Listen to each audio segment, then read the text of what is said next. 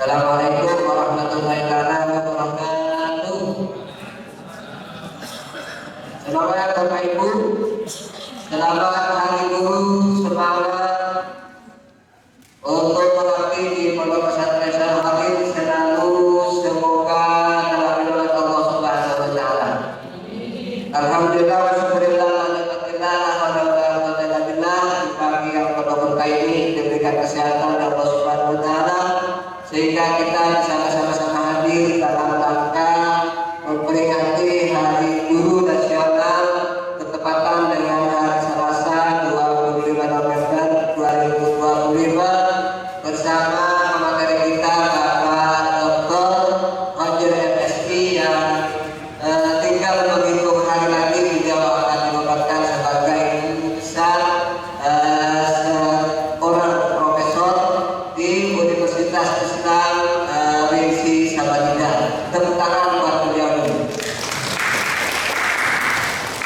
Sengaja kami mengambil tema hukum keikhlasan hukum Pondok Pesantren Syarif dalam menghadapi tantangan global. Mudah-mudahan kita semua bisa menyimak dengan baik. Silahkan Bapak Ibu, teman-teman, sejauh kita bisa aktif untuk tanya jawab dengan beliau nanti. Selawat dan salam mudah-mudahan kita mendengarkan kalimat kita dari Muhammad sallallahu alaihi wasallam yang telah mengantarkan kita dari laku-lakuan menuju alam yang terang-terang. Untuk menjaga waktu, beliau sudah ada di tengah-tengah kita. Tapi kalau kata orang muda itu, kalau nggak kenal nggak sayang. Saya akan bacakan dulu identitas beliau. Nama lengkapnya yaitu Bapak Hajir. Beliau lahir 1971. Insyaallah Pak Dokter di sini ada sebagian guru yang sudah hampir sama dengan Pak Dokter umurnya, bukan pangkatnya. Beliau lahir di Lumajang, Jawa Timur 19 Februari 1971. Alamat beliau sekarang kampus 1 Jalan Kiai Haji Abdul Hasan nomor 3 Samarinda. Alamat rumah yaitu SPT Asri Pelita Pondok K 19 Samarinda. Center Kuit Sultan Haji Muhammad Ibn Samarinda. Pendidikan beliau sama dengan kita, pernah sekolah SD juga, SDN Kalimantan 01. Beliau MTS Kupi Pasirian PGA Probolinggo. S1 beliau di Fakultas Dakwah Yayasan Sunan Kalijaga. S2 beliau di Universitas Islam Yogyakarta, sedangkan S3 beliau di UIN Alauddin Makassar Pendidikan dan Keguruan. Pengalaman kerja beliau pertama adalah sekretaris program kualifikasi guru BAI, yang kedua direktur Ma'had Al-Jamiah 2013 sampai dengan 2015, yang ketiga beliau dekan Titik Sultan Haji Muhammad Idris Samarinda, yang keempat beliau sekarang wakil direktur pasca sarjana UIN Samarinda 2019 sampai dengan sekarang. Pengalaman organisasi beliau pertama adalah mudir Jatman Kota Samarinda, Kadif dan Mustasar PSNU Kota Samarinda, yang ketiga adalah BWI Kota Samarinda. Itu sekedar identitas beliau perlu kita kenalkan, karena kalau nggak kenal kita sayang. Untuk menjaga waktu, kami memberikan waktu seluas-luasnya kepada Bapak Dokter untuk menyampaikan materi pada pagi hari ini kepada beliau dihadirkan. Izin Bapak Ibu sekalian, Assalamualaikum warahmatullahi wabarakatuh.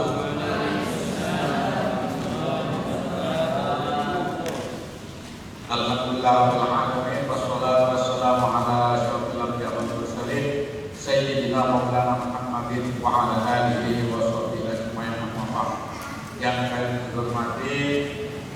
para ulama, para kiai, para bapak, ibu, para guru di lingkungan pesantren Syekh Pondok Khalil Kalimantan Timur, wabil khusus Sayyidina wa Murabbi Ruhina Kiai Haji Abdul Khalil, mudah-mudahan diberikan kesehatan oleh Allah Subhanahu wa Ta'ala. Yang kami hormati juga Kiai Surati Abdul dan yang kami hormati segenap keluarga dari pengasuh pesantren, Bapak Ibu Dewan Guru di lingkungan pesantren Syekh Pondok Khalil Samarinda yang berbahagia, dan kami hormati panitia dan semuanya yang terlibat dalam seminar pada pagi hari ini. Sebelum saya menyampaikan sesuatu, ya, jika kami pertama mengucapkan selamat hari. Mudah-mudahan kita yang diamanai sebagai guru untuk tetap konsisten dan juga tetap kita istiqomah dalam menjalankan tugas kita masing-masing. Allahumma amin. Bapak-bapak, ibu-ibu sekalian yang dirahmati Allah Subhanahu wa Ta'ala, saya ucapkan terima kasih yang tak terhingga atas panitia pertama dan juga keluarga besar dari Sekolah Tinggi Al-Quran Islam Balikpapan, Sekolah Tinggi Ilmu Tarbiyah Balikpapan, dan juga kepada ketua Bapak Khairul Sideh yang saat ini masih berada di Jakarta. Mudah-mudahan bisa ketemu. Bapak-bapak, ibu-ibu sekalian, saya ucapkan terima kasih atas apresiasi dan juga memberi kesempatan kepada saya khususnya untuk bersilaturahmi di sini dalam rangka sharing tentang tema memupuk keikhlasan. Oleh karena itu, Bapak sekalian, sangat tepat sekali tema hari ini, dan temanya sangat pesantren banget. Jadi sangat kental dengan pesantren, yang mana kita mengaji pada lembaga pendidikan Islam khususnya di pesantren.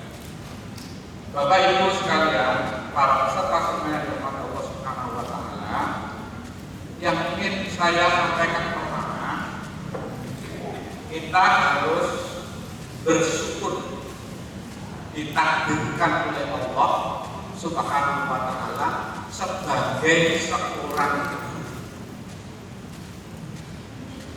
Bapak Ibu bersyukur dan sebagai guru, atau ada yang belum? Banyak ya? Banyak yang belum? Oh sedikit yang belum ya? Mengapa belum, Ibu sekalian?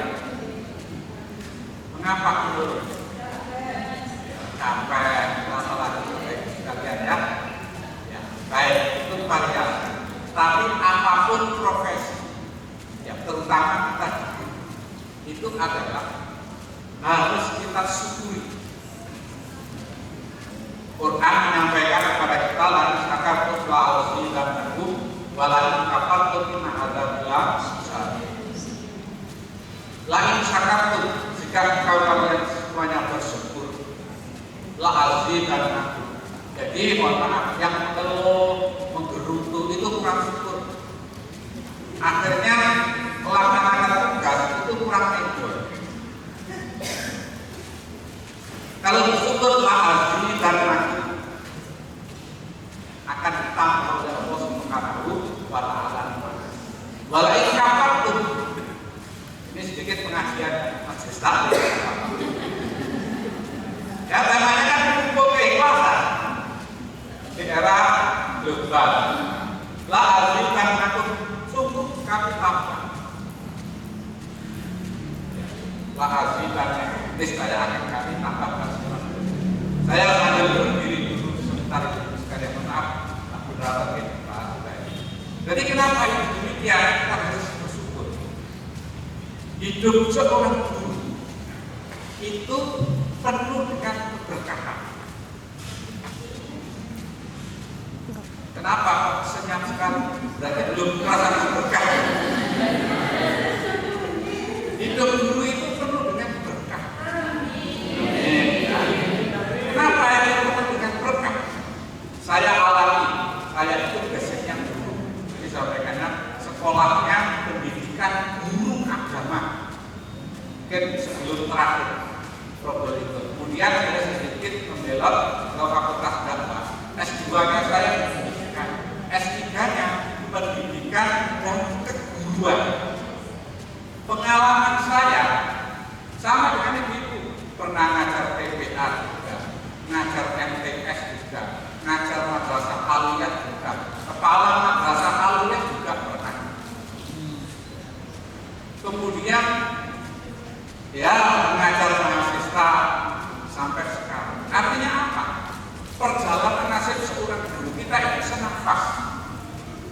senafas, senasib.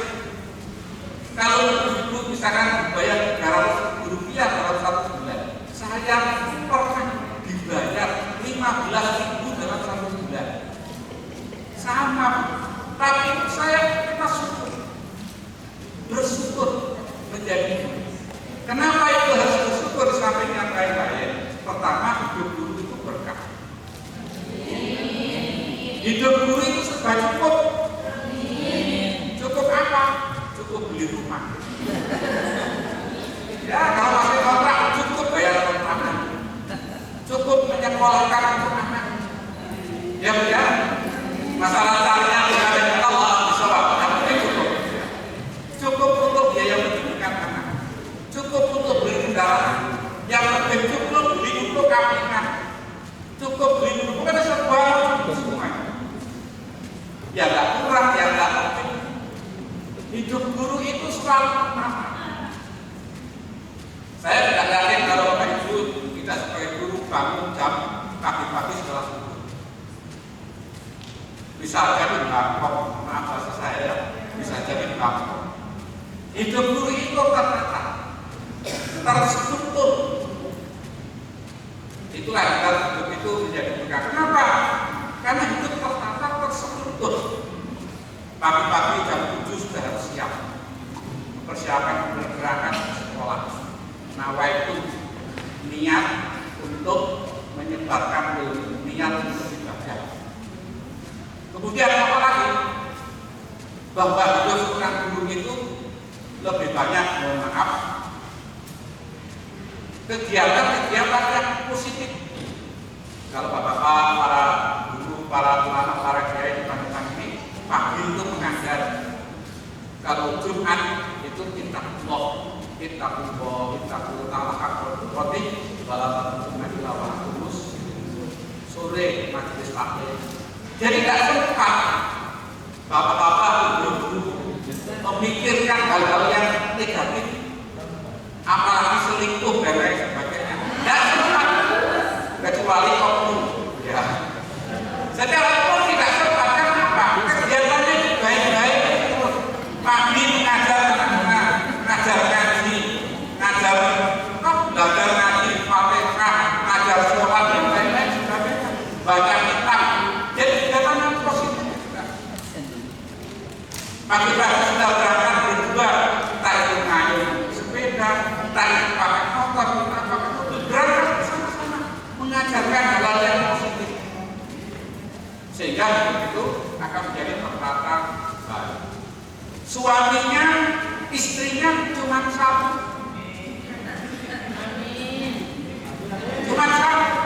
mohon maaf, ini bukan itu berbeda kalau istri, sungguh sini ada suami istri ya. Banyak ayat. Berbeda kalau istrinya itu bukan basic guru atau suaminya bukan guru perusahaan gimana. Istrinya satu di Sangatta, satu di Balikpapan, satu di mana gitu ya. Mudah-mudahan tidak.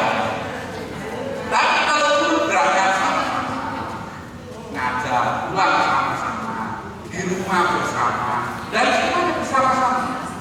Tadinya hidupnya itu akan lebih baik dan itu akan lebih berkah. Guru itu, Bapak Ibu sekalian, menjadi tumpuan. Kenapa menjadi tumpuan? Salah satunya, mungkin Bapak Ibu sudah pernah mendengar, ketika Hiroshima dan Nagasaki dibom dan luluh lantak. Kemudian setelah melihat luluh lantak, Kaisar Hirohito itu mengatakan, bertanya kepada menteri-menterinya yang masih hidup. Apa pertanyaannya? Masih adakah guru-guru yang hidup? Guru yang hidup? Bapak Ibu sekalian, masih adakah guru-guru yang hidup? Bukan eksekutor, bukan yang lain-lain, bukan masyarakat, pengusaha-pengusaha yang tidak ditanya. Yang ditanya pertama kali adalah masih adakah guru-guru yang hidup? Mengapa demikian? Kalau ada guru yang masih hidup, berarti Jepang itu masa depannya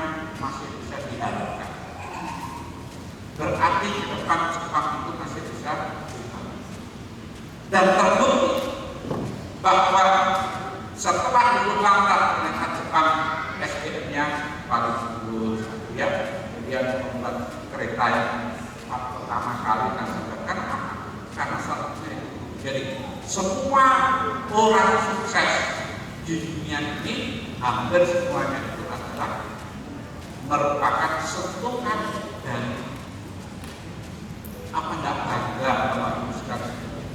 Jadi sangat menarik sekali kalau kita sebagai guru itu tidak merasa bangga, tidak merasa senang, tidak merasa posisi kita itu strategis. Harus kita tumbuhkan kita sendiri yang memang betul-betul merupakan satu manusia yang pilihan dipilih oleh Allah, ditakdirkan oleh Allah Subhanahu sebagai baik Bapak Ibu sekalian. Jadi nomenklatur kita dalam pendidikan, seorang pendidik banyakkan bentuknya, itu ada istilah murabi, alim, muadzib, mudarris, ustaz, mursyid. Ini punya makna sendiri-sendiri. Saya kira kalau sudah pernah lihat sebagainya ini sudah kenal.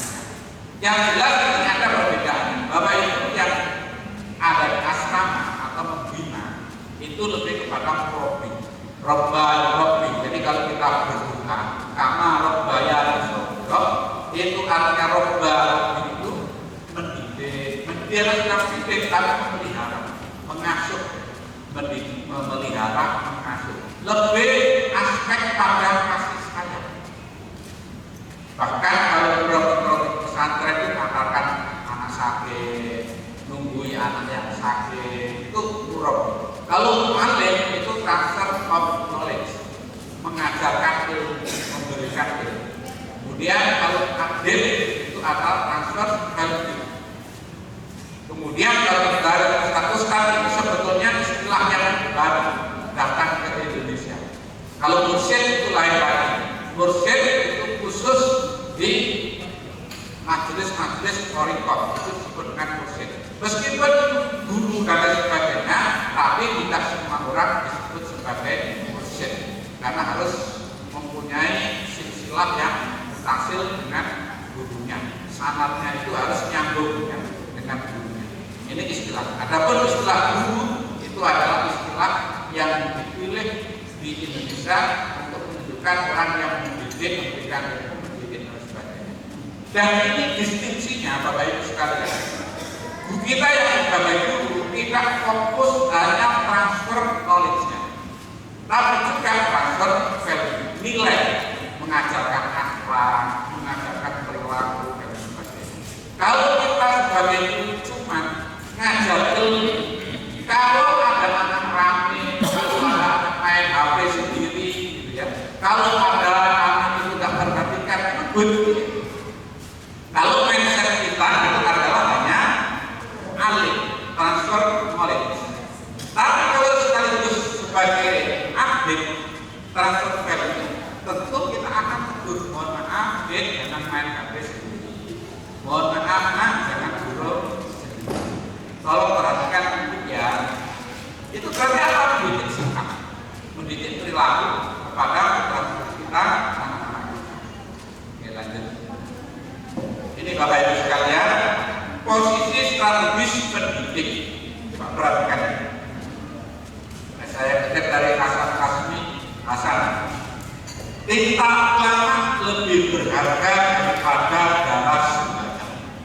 Ibarat ibu-ibu ini bapak-bapak sebagai seorang alim, posisinya lebih berharga daripada para sembahyang.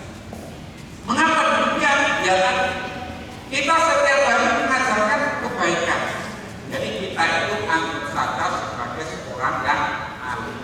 Seorang yang alim itu adalah alim di dalam bidangnya masing-masing. Tinta ulama lebih berharga daripada darah sembahyang. Mengapa demikian?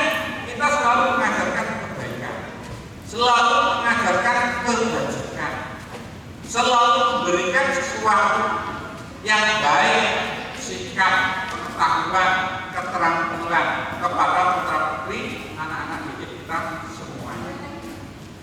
Yang kedua, orang berpengetahuan melebihi orang yang ahli ibadah itu sudah dalam praktis ya. Kenapa demikian? Orang yang ahli ibadah dengan orang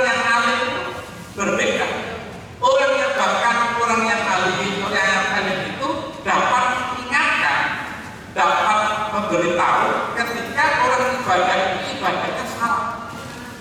Orang alim berperan, guru berperan mengingatkan siswa, mengingatkan yang lain-lain ketika dalam ibadah itu atau salah. Nah, di sini posisi strategis guru ini diperankan oleh bapak-bapak ibu-ibu sekalian. Yang ketiga, apabila orang alim itu meninggal, maka terjadi kekosongan dalam Islam yang tidak bisa diganti kecuali orang alim lain. Contoh bagus sekali. Kita ambil ulama kita ini kita. Hadratu saya orang Khalil Bangkalan meninggal dunia. Salah satu yang mengizinkan untuk pendirian organisasi Nahdlatul Ulama yang diizinkan kepada Abu Syekh Yasin Asy'ari. Saya pernah meninggal dunia beberapa tahun yang lalu.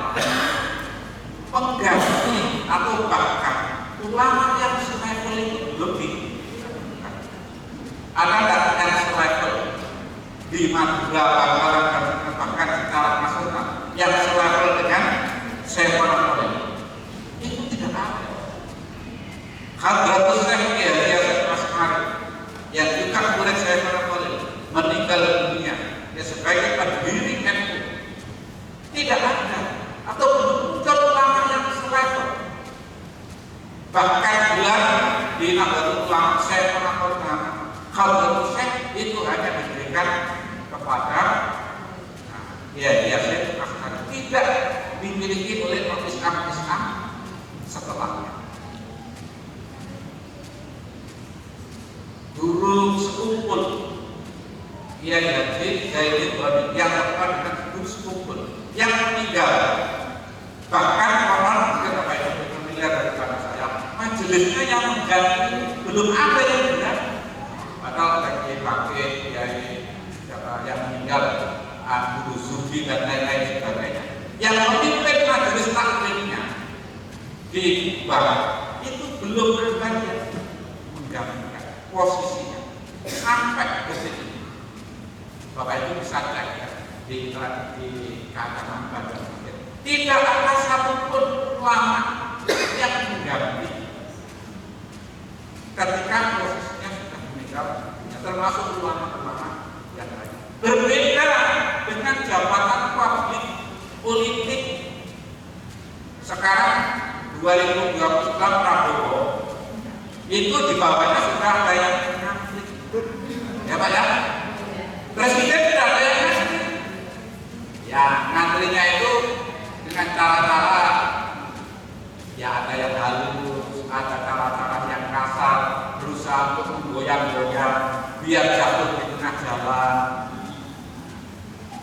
Sekarang Gubernur Kalimantan Timur, partai politik sudah orang siap-siap ya.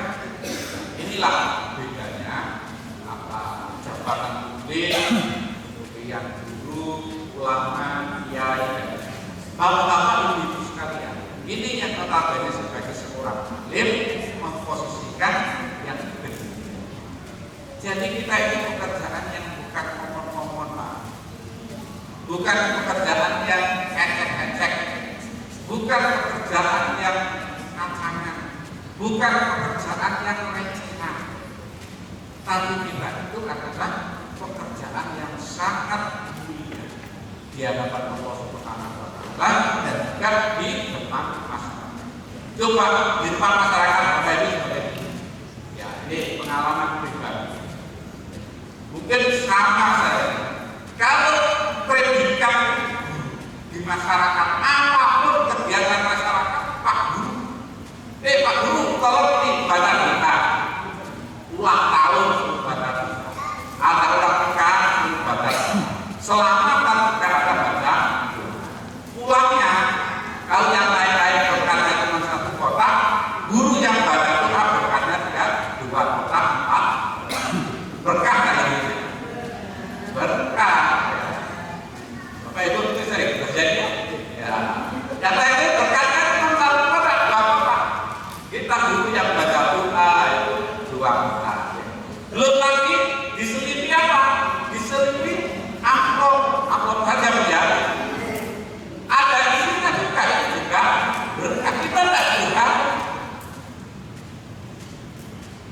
sebab itu jangan keder, jangan kecil hatinya kalau kita saat ini dan seterusnya itu menjadi seorang sangat mulia sekali. Nah ini kode-etik bagi guru. Kapanpun dan dimanapun kita sebagai guru harus juga mempresentasikan kita seorang yang mulia di hadapan Allah. Oleh karena itu kepada diri sendiri harus diukur bahwa pendidik atau pendidik sadar akan pengawasan Allah Subhanahu wa Ta'ala. Kita itu diawasi, tanggung jawab. Kemudian bicara kemuliaan kita. Jadi guru, Bapak Ibu sekalian, jangan dibedakan, jangan disamakan dengan kegiatan-kegiatan yang harus kegiatan sehari-hari itu mencerminkan kita sebagai guru. Contoh misalnya pakaian. Kita sebagai guru pakaian tidak boleh sembarangan. Buka aurat di mana-mana. Itu murid atau masyarakat akan menilai. Terus kebiasaan itu kok gaple. Tahu gaple Pak ya? Apa? Main domino di warung sana domino, warung sana domino itu guru. Nah, itu namanya menghinakan kegiatannya. Kemudian sehari-hari kok kerjaannya sekap. Apa banyak catur. Sehari-hari ya boleh saja, tapi kalau itu menjadi makanan sehari-hari akan mengurangi kredibilitas, kemuliaan dan penghormatan sebagai seorang.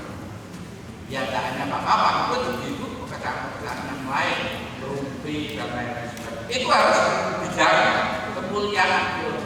Jadi guru itu yang pengolahan dalam bahasa pesantren ya, pengolahan, baca buku, khidmah atau pengabdian kepada masyarakat, memimpin majelis taklim, imam sholat dan lain-lain kegiatan yang positif. Tidak hanya bersifat keagamaan, tapi juga bersifat sosial. Sehingga akan mempercepat. Guru itu juga harus bersifat zuhud. Bahasa Jawanya maaf, jangan kencang. Jadi kalau kita khidmah di pesantren, khidmah di perguruan tinggi yang semacam ini, mohon maaf bahasa saya itu alirkan darah-darah pendidik. Apa? Alirkan darah-darah pendidik. Jangan dialirkan darah-darah bisnis. Tidak tepat kalau kita di tempat semacam ini darah-darah bisnis itu dialirkan. Kalau darah-darah bisnis itu ngajar saya sekian JPM, mestinya hitung itu terus JPM. Bonternya hitung itu terus. Itu sudah tanggung jawab yayasan, sudah tanggung jawab penyelenggara. Ibu, bapak ibu sudah dari guru mengajar yang baik. Itu ada yang memikirkan. Jadi yayasan dengan biar apa? Bapak ibu sekalian ini terasa kan? Bapak ibu ini biar senang karena mengajarnya itu harus dipikirkan. Tugas kita sebagai seorang guru adalah mendidik, memberikan guru. Nah, kalau kita hitungnya JPL dan tidak sempat, bukan tidak boleh, itu hak. Jadi kita taklimul ta'lim Bapak Ibu sekalian. Kalau guru yang dari pendidikan itu rusak, saya ulang lagi, kita taklimul ta'lim yang ditulis oleh Syekh Azharuddin, kalau itu dipegang oleh guru pendidikan itu rusak. Yang mengganti siapa? Namanya kita taklimul ta'lim. Itu yang mengganti harus santri, harus murid. Karena di dalam situ itu ada ungkapan Sayyidina Ali, orang yang paling berhak diberi hadiah adalah seorang ketika mengajarkan satu huruf, pahalanya atau imbalannya atau hadiahnya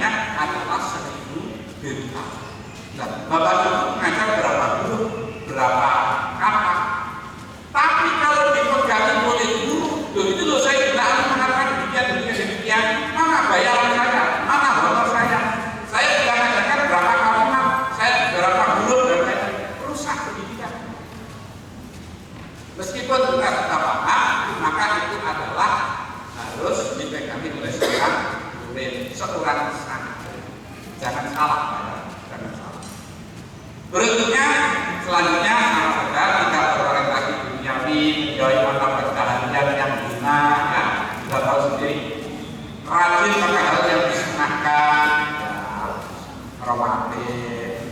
Pokoknya setiap harinya itu kegiatan-kegiatannya mencerminkan sunnah Rasulullah, memelihara akhlak yang mulia, mengisi waktu yang bermanfaat, kemudian selalu meningkatkan disiplin keilmuan, belajar terus, selalu update ilmunya. Yang Bapak Ibu sebagai guru fikih, ya belajar fikih, guru matematika, guru macam-macam, itu harus selalu belajar. Terus berkaitan dengan pedagogik atau didaktis. Sebelum mengajar, hendaknya guru itu bersuci. Ilmu ini hanya ada di pesantren, Bapak Ibu sekalian. Yang mengamalkan yang ditata. Kenapa kok harus bersuci? Karena yang diajarkan adalah ilmu itu adalah dari Allah Subhanahu wa Ta'ala. Kalau diajarkan oleh orang-orang yang tidak bersuci, tentu barokahnya dalam puasa pesantren itu akan berkurang. Kenapa? Saya mengamalkan itu melahirkan generasi yang bagus. Kemudian turun ya oleh dan selanjutnya ya Mas Ali dan selanjutnya guru Gatot Kalapayan, guru sekumpul. Karena apa? Ini yang dilakukan selalu mengajar dan guru itu bersuci, berwudu. Minimal kalau kita mau berangkat jadi wudu itu ini menguatkan kembali bagi sekalian. Wudu itu dia hanya mau sholat, ya berangkat mau mengajar di rumah itu dalam kondisi suci. Syukur kalau misalkan kita mau ketika di sekolah, ketika di pesantren dalam kondisi tidak suci, maka kita harus bersuci. Inilah ulama-ulama guru-guru sepuh kita menguatkan kembali guru-guru ulama kita ini yang diamalkan. Kemudian selalu berdoa dan berzikir, entah itu berzikir dengan alhamdulillah, subhanallah, alhamdulillah dan lain-lain sebagainya. Ya. Kemudian mengatur tempat yang dapat dilihat. Ya. Ini makhluk masalah makhluk ya. Sebelum mengajar hendaknya membaca Al-Quran, hendaknya selalu mengatur permusuhan, menjaga ketertiban majelis, menegur murid yang tidak menjaga sopan santun. Nah, sekarang itu tantangannya berbeda. Kalau dulu yang namanya murid tidak perhatikan guru itu ramai. Guru menjelaskan yang dijelaskan itu aktif. Jadi sebelum materi itu selesai sudah didiskusikan oleh murid-murid. Maksudnya apa? Ramai sendiri. Gitu Pak ya. Itu dulu, tapi sekarang murid-murid, apalagi mahasiswa, itu malah sunyi, tapi tangannya di belakang meja, berzikir tangannya begini, ya. Main tasbih. Nah, itu tantangannya sekarang. Jadi kalau ada saya ngajar kok diem, terus kepalanya duduk, ada hati. Bahkan sekarang makalah, ketika presentasi, itu kan tidak mau untuk kopi makalah, file. Tapi kadang saya datang ini apa yang harus buka? Ternyata bukan makalahnya, bukan yang lain-lain. Saya kelilingi dulu, pastikan bahwa makalahnya dibuka, filenya dibuka. Kan kita tidak tahu kalau begini saja, kecuali kertas makalah yang sudah diberikan itu kartu kopinya kita tahu, tidak ada kertas yang lain. Tapi kalau HP bisa chattingan sama temannya, bisa tiktokan, bisa apa macam-macam lah. Itu tantangan. Makanya jadi guru sekarang itu tantangannya sangat ya, anak sopan santun kalau dulu itu tangannya di atas meja, tapi sekarang tidak, malah di bawah meja.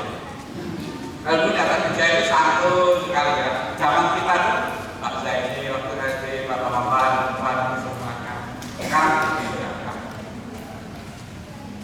Bersikap wajar terhadap peserta didik. Jadi guru-guru kita, ulama-ulama kita, kiai-kiai itu sangat sopan sekali, santun sekali kepada santri, kepada siswanya, dan juga kepada mahasiswa. Ini harus kita lihat apa? Karena berbeda dengan persepsinya. Kita itu punya pengalaman sendiri ketika berhadapan dengan dosen.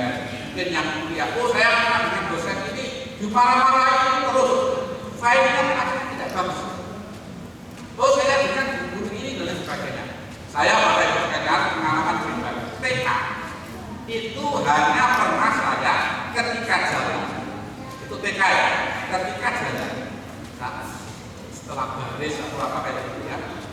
Kemudian guru saya yang namanya Bu Wisnati itu pernah menepuk bahu saya sampai saya umur 50 tahun itu saya masih ingat. Bahkan kalau kamu saya itu ingin sholat, tapi tidak tahu kemudian dengannya hijrah ke Sumatera mana kehilangan kontak.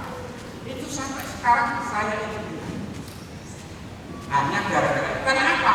Itu menumbuhkan sejarah. Inilah yang kita itu harus bersikap positif, bersikap wajar dan lain-lain sebagainya kepada anak.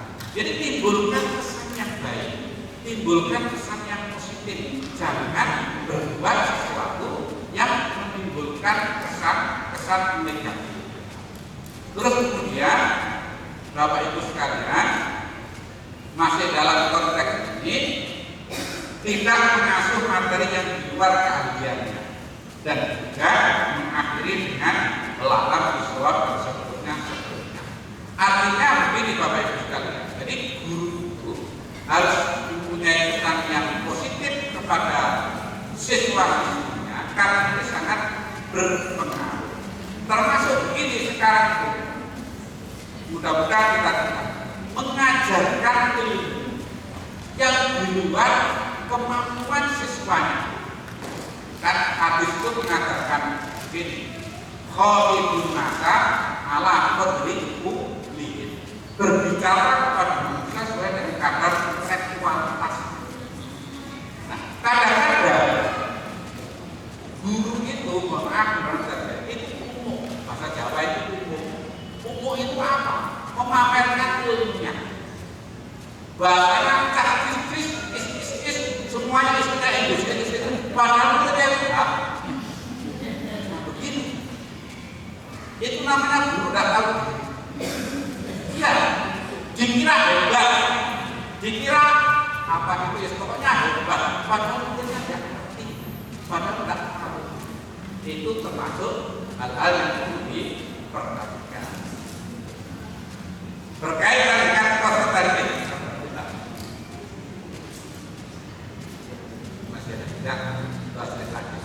Berkaitan dengan positif ini mengharap kepada Allah Subhanahu wa taala. Ya.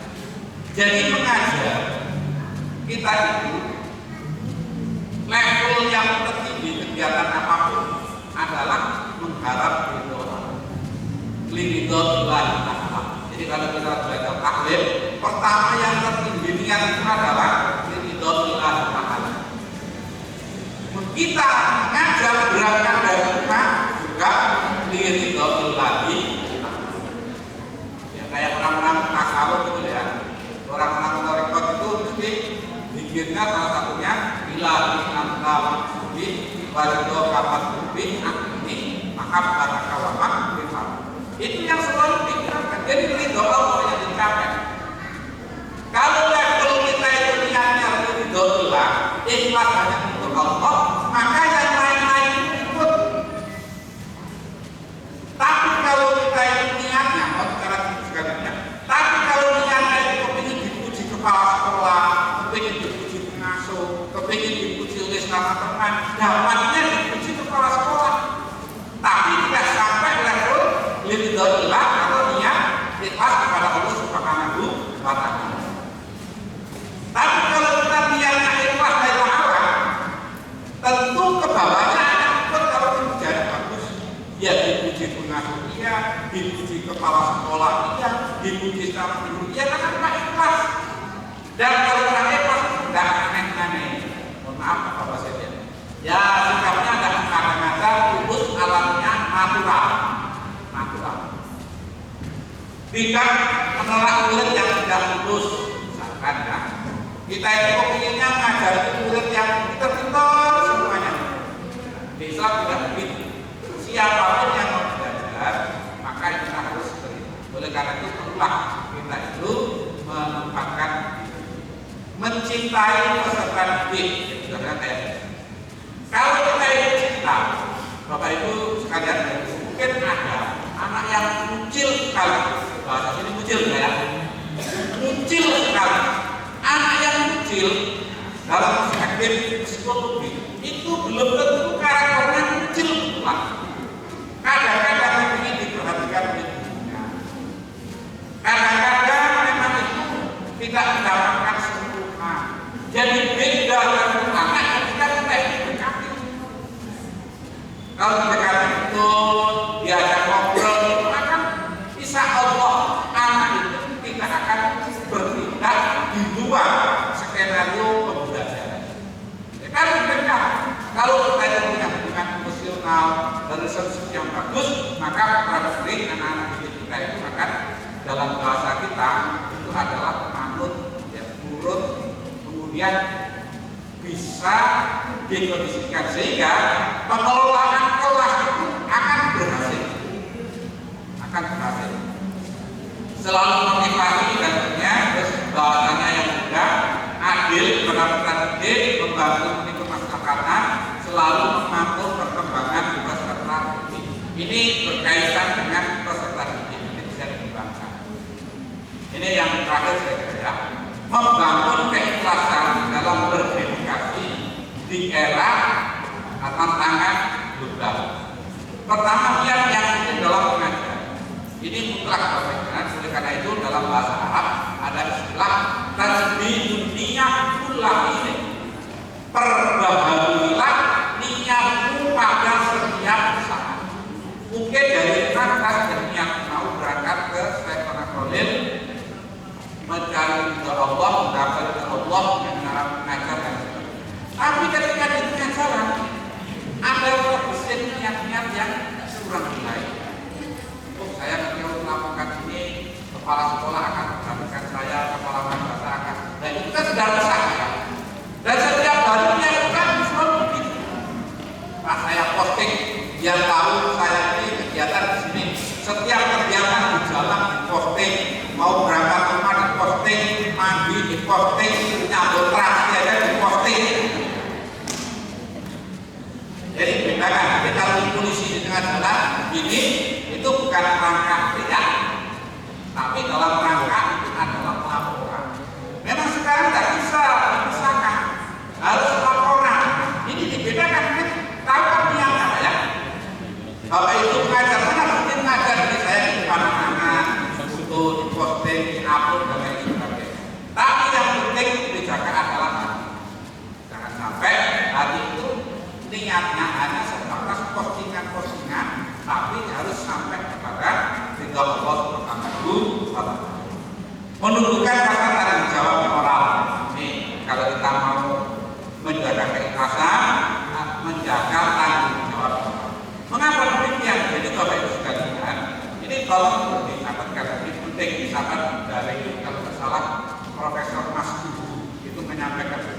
Jadi Bapak Ibu guru mengajar, apalagi kita yang status honorer atau statusnya apapun, niatilah bahwa kita mengajar, kita sebagai guru itu merupakan panggilan hati.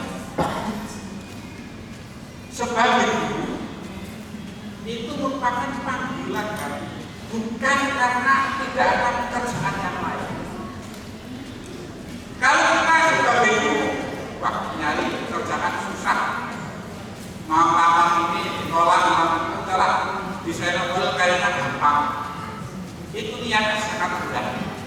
Tapi kalau kita sebagai guru itu niatnya atas panggilan hati, banyak anak-anak yang perlu sembuhkan. Saya punya ilmu pendidikan, saya punya ilmu fikih, saya punya tauhid, saya punya ilmu didaktik. Masih anak-anak yang belum banyak mendapatkan sekolah tentang pendidikan. Kalau begitu saya harus hadir, itu kuliah, ya, itu tak jempol.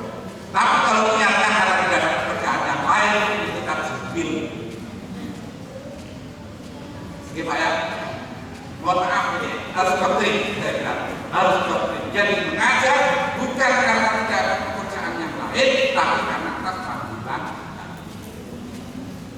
niat yang terus. Kemudian mengelola ibu diri, ya kayak tadi dia ingin diapresiasi, melatih kesabaran dan kesabaran.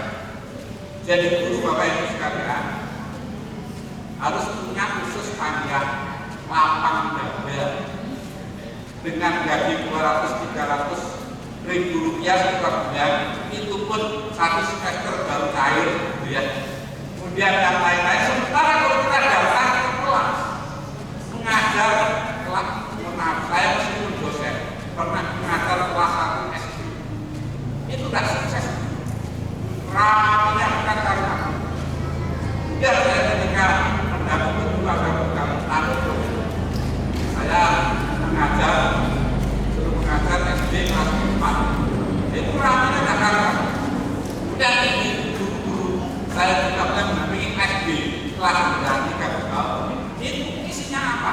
Teriak-teriak, diam. Kalau nggak sana apa namanya penghapus itu tetap isinya aja itu saja. Akhirnya keluar uang itu peringatan dulu. Peringatkan pada saat menyampaikan tugasnya hanyalah mengelola kelas, biar dia dan lain sebagainya. Itu dilakukan bertahun-tahun. Kalau ajar mahasiswa itu enak, pengelolaan kelasnya lebih mudah, SMA itu juga enak. Tapi kalau kelas-kelas SD yang rendah itu isinya ramai terus. Kejen satu, kejen belakang kejen terus begitu ya. Kita keras sedikit kurangnya progres. Ya, dengan honor, dengan gaji 200 ribu rupiah per bulan. Ya, apa itu tak lulus jodoh pada jalan ya? Apa itu namanya tak lulus? Butuh kesabaran tinggi, butuh keikhlasan, butuh ketulusan. Tapi Allah tidak dia. Allah itu juga berharga.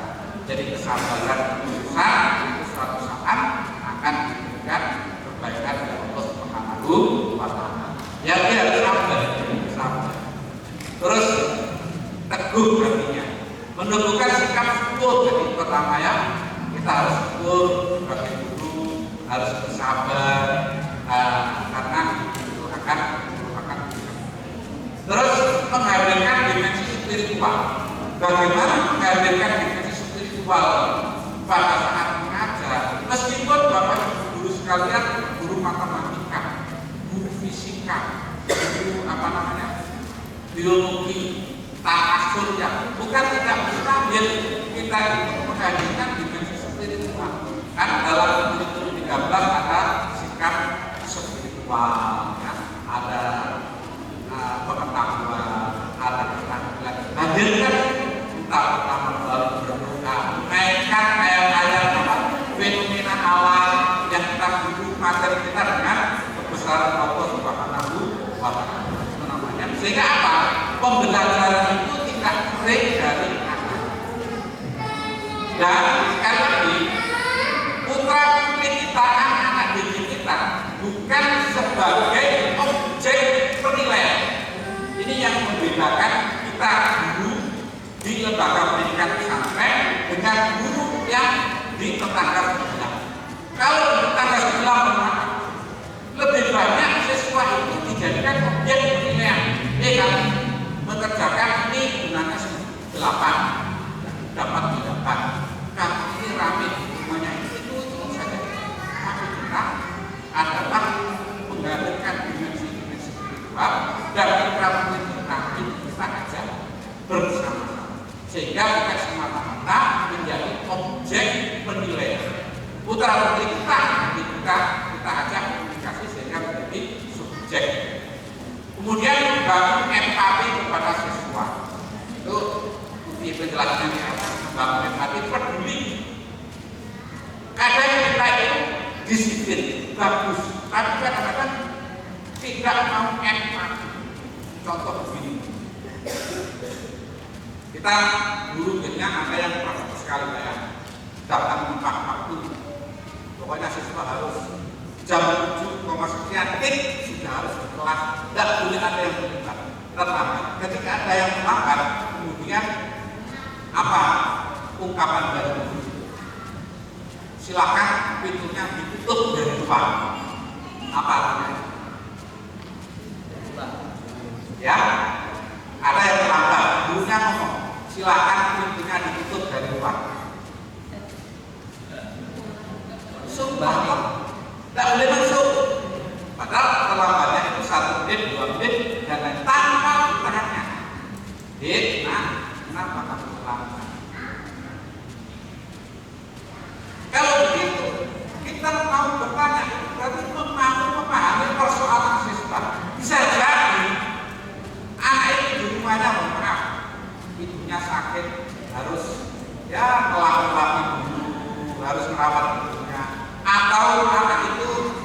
jualan apa dulu untuk satu sekolah atau trouble tingkat di sekolah banyak bocor dan sebagainya. Dengan gagahnya, dengan superioritasnya, guru ketika ada anak terlambat mengatakan silakan ibunya untuk jadi. Ini namanya guru tidak mau empati, memahami kepada seorang peserta. Kita di pesantren itu tidak elegan. Disebut disiplin, ya oke silakan, tapi juga harus empati memahami persoalan semua peserta. Atau kita jangan terlalu juga inferior. Muridnya rakyat misalnya ditegur tidak. Atau ada muridnya itu terlambat sudah 1 jam. Tidak salah, tapi krono duduk didiamkan. Itu namanya kita inferior. Membiarkan diri kita, harga diri kita itu dipinjam-pinjam oleh siswa. Maka yang elegan itu adalah pilihan. Nah, yaitu apa? Ya silakan kalau kontrak kita ya ada anak terlambat yang bertanya, kenapa terlambat? Besok kon jangan diulangi lagi ya. Kan itu lebih enak, lebih bagus. Kemudian ketika ada anak-anak itu yang memang talaknya betul, ya silakan kita bersikap. Kamu boleh masuk, tapi tidak saya masukkan absen. Lebih elegan, lebih enak. Kemudian jawaban-jawaban dan lain sebagainya kalau tidak bagus, mungkin coretan-coretan juga itu mempengaruhi. Itulah cara itu baru sekalian. Yang terakhir adalah meningkatkan keteladanan. Dalam kitab tasawuf itu ada Hasanatul Abdor Sayyi'atul Qadar. Dan bapak-bapak itu yang sudah pernah ngaji dan lain sebagainya itu akan familiar. Hasanatul Abdor, kebaikan orang-orang yang levelnya tinggi. Sayyi'atul Qadar, kebaikan bagi orang-orang apa? Merupakan kejelekan bagi orang-orang yang level tinggi. Dia kata Allah Subhanahu wa Ta'ala. Pahami, sadari sekalian bahwa kita itu umat yang terpilih. Guru itu adalah sebuah kegiatan yang mulia, profesi yang mulia. Kita itu di masyarakat levelnya itu level tinggi, bukan level seperti kayak yang lain-lain. Saya tidak bicara masalah honornya, tapi status sebagai guru di masyarakat itu merupakan status yang sangat mulia. Oleh karena itu, kemuliaan kegiatan yang dilakukan oleh seseorang guru yang mana awam itu biasanya merupakan suatu kegiatan yang jelek. Contoh ini, kalau mahasiswa, mahasiswa misalnya semester 2 itu boncengan misalnya dengan kata-kata cowok cewek itu hal yang lupa, tidak ada yang protes. Tapi itu kalau misalkan Pak Zaini besok istrinya, besok siapa lagi? Bukan santrinya. Karena apa? Status kita itu semuanya adalah orang-orang mulia, orang-orang mulia. Maka harus bisa menjadi teladan bagi orang lain, keluarga dan semuanya yang ada di masyarakat. Oleh karena itu, melalui forum yang sangat mulia ini, kita semuanya berharap ini lebih banyak majelis taklimnya. Nanti kita bisa berdiskusi dan lain sebagainya dalam rangka meningkatkan. Tentu kita bisa lepas di era digital, globalisasi, tantangan modern,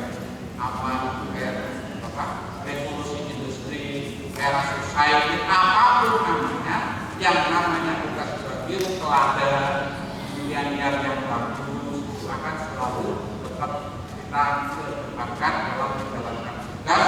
Agar apa? Kita sebagai guru itu merupakan guru yang inspirasi. Jangan sampai menjadi guru yang tidak inspirasi kepada siswanya. Apa itu guru yang tidak inspirasi? Yaitu guru yang ketika setelah pembelajaran selesai tidak membekas hidup kepada siswanya. Tapi kalau guru yang inspirasi ketika selesai pelajaran